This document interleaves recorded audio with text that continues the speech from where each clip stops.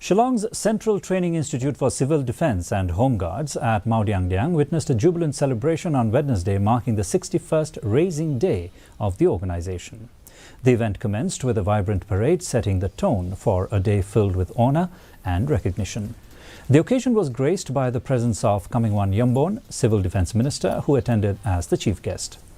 The Civil Defence and Home Guard medals for meritorious service, along with discs and commendation certificates, were bestowed upon deserving individuals, acknowledging their outstanding contributions and commitment.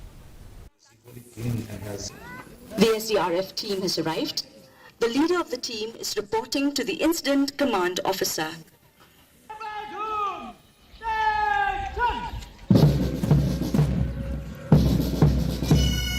I am sure that along with the family members, are very proud of the recognition which they have received.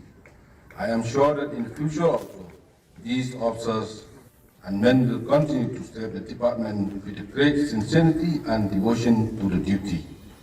The award of these medals, commendations and commendation certificate should serve as inspiration to others to perform their official duty in a more diligent manner.